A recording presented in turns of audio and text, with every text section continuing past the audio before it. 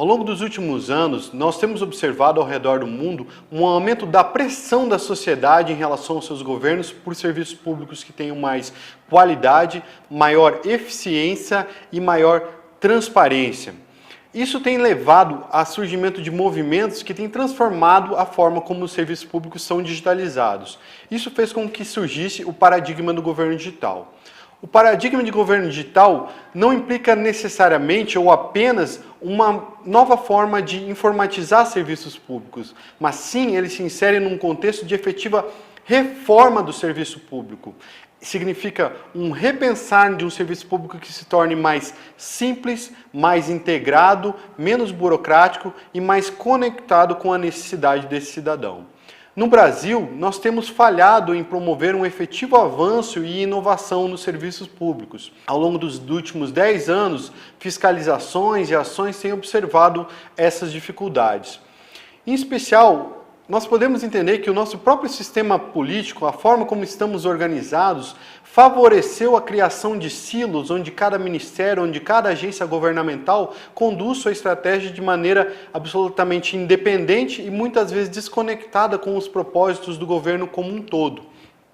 Isso provoca uma duplicação, uma multiplicação de esforços muitas vezes repetidos.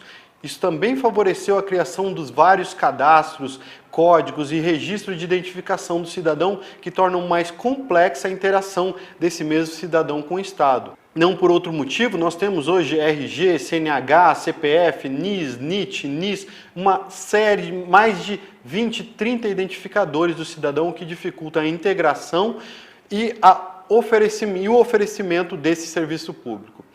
Além disso, os quadros efetivos de pessoal no serviço público não são suficientes em termos de quantidade e também de qualidade para produzir os avanços que o governo tanto precisa.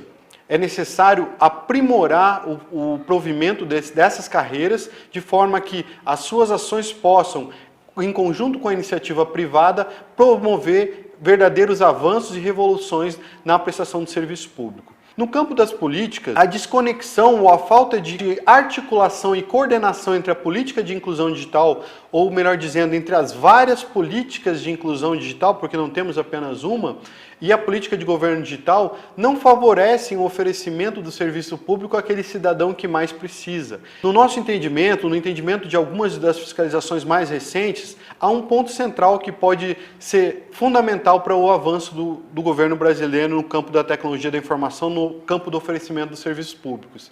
E essa avaliação, ela decorre de uma análise também das experiências internacionais. Nós precisamos vitalizar ou revitalizar a liderança no campo do governo digital. Atualmente, o Ministério do Planejamento executa o papel de órgão central, mas carece de empoderamento, carece de competências para que possa influenciar ou intervir muitas vezes na estratégia e na atuação de outras organizações. Não raro nós observamos projetos, iniciativas que consomem centenas de milhões de reais, chegando a bilhões de reais, em órgãos que conduzem essa estratégia de maneira absolutamente desconectada com o propósito do governo como um todo.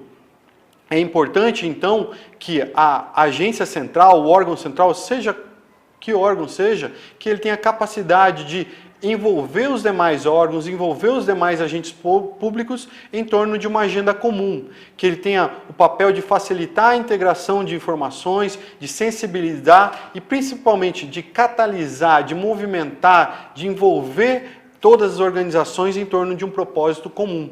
E para isso também é necessário um apoio da alta administração, um apoio direto. Tem sido assim nos outros países, tem sido assim onde as estratégias de governo digital têm avançado.